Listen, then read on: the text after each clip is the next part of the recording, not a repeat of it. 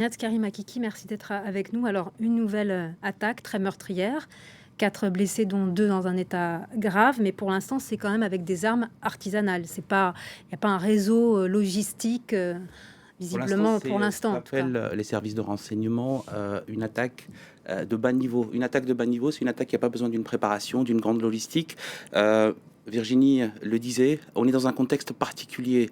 Là, j'ai traversé Paris pour venir ici. J'étais au tribunal justement pour suivre le procès des attentats de janvier. Qu'est-ce qu'on a vu ce matin? On a vu une vidéo de revendication d'Aqba, d'Al-Qaïda dans la péninsule arabique. Et dans cette vidéo, on voyait le quartier, l'ancien quartier de Charlie Hebdo, avec notamment les images qui ont été tournées par ces journalistes de première ligne. Et la propagande d'Al-Qaïda s'est resservie de ces images pour revendiquer l'attaque de Charlie Hebdo des frères Kouachi. En d'autres termes, on sait d'abord que les frères Kouachi ne connaissaient pas Charlie Hebdo. Il y a eu très peu de repérage avant d'aller attaquer Charlie Hebdo, à tel point que quand ils arrivent au pied de l'immeuble, ils demandent où se trouvent les locaux de Charlie Hebdo.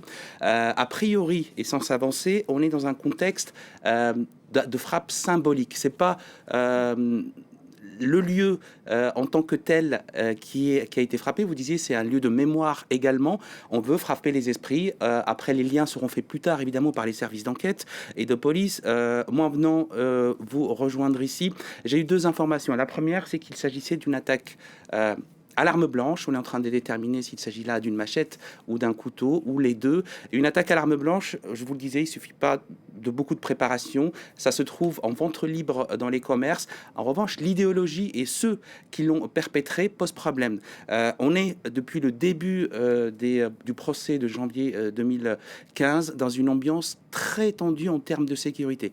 Un personnel administratif de Charlie Hebdo a dû être exfiltré en début de semaine de chez elle en 10 minutes. Oui. Elle a dit Il y a eu une quitter. mobilisation des députés à l'Assemblée nationale Absolument. Cette menace, qui elle l'ont est appréciée. prégnante. Elle a été exfiltrée de chez elle en 10 minutes. Elle ne reviendra plus jamais chez elle.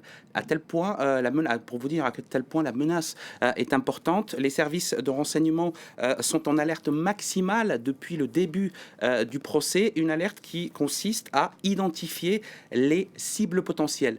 La question qui se posait pour la DGSI, les membres du renseignement, c'était pas est-ce qu'il va y avoir une action en lien avec ce procès, c'est quand Quand? cette action va arriver et comment elle va arriver. Évidemment, il est très difficile d'anticiper, de voir une action arriver. C'était le témoignage exactement de ce qu'on nous disait ce matin, ce commissaire de la DGSI qui nous expliquait comment il était difficile de surveiller les personnes, d'avoir une surveillance humaine continue pour justement prévenir ce type d'attaque. Et donc il y a un phénomène aussi de copie, de mimétisme suite à cette Absolument. attaque Euh, du journal Charlie Hebdo à Absolument. l'époque. Et puis, rappelons que Charlie Hebdo, à l'occasion du début du procès, a publié une nouvelle fois les Mm. caricatures Tout ça pour ça. de Mahomet. On se souvient de cette une, tout ça pour ça. Ces caricatures de Mahomet ont soulevé un émoi assez important dans le monde arabe. Il y a eu des manifestations sur les réseaux sociaux, me disait cet enquêteur de la DGSI. Il y avait une activité très importante qui inquiétait justement les services de renseignement français autour de cette republication de la une de Charlie Hebdo. Les services de renseignement avaient également d'autres informations qui faisaient état évidemment d'un anniversaire à célébrer pour ceux qui soutenaient les terroristes, pour ceux qui étaient dans les filières djihadistes. Depuis quelque temps, on entend plus parler d'attentats terroristes, mais c'est pas pour autant, me disait cet enquêteur de la DGSI, que ces filières étaient éteintes.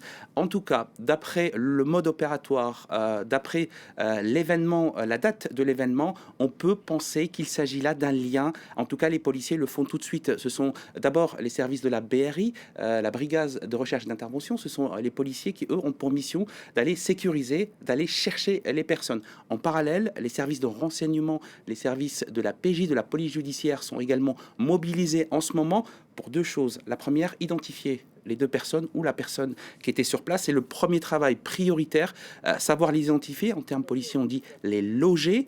Ça, c'est la première priorité pour arrêter la menace. C'est pour cette raison que Christophe Dansette nous disait que le quartier était totalement bouclé. On essaye de boucler le quartier pour pas qu'il s'échappe. On va réduire la zone de bouclage de plus en plus en étau pour essayer d'attraper les terroristes ou les terroristes. Et la deuxième partie qui est très importante, qui a déjà commencé maintenant, on le sait, c'est l'enquête, savoir qui ils sont, comment ils ont agi pour pouvoir évidemment les interpeller. Est-ce qu'il y a d'autres personnes? Est-ce qu'il va y avoir d'autres attaques? Exactement, d'autres complices. Tout le travail qui se fait en ce moment en parallèle sur à la fois la sécurisation de la zone, la recherche des terroristes et puis de l'autre côté l'identification de ces personnes qui ont été attaquées à l'arme blanche dans ce quartier. Alors on va revenir sur nos dernières informations sur cette attaque, nouvelle attaque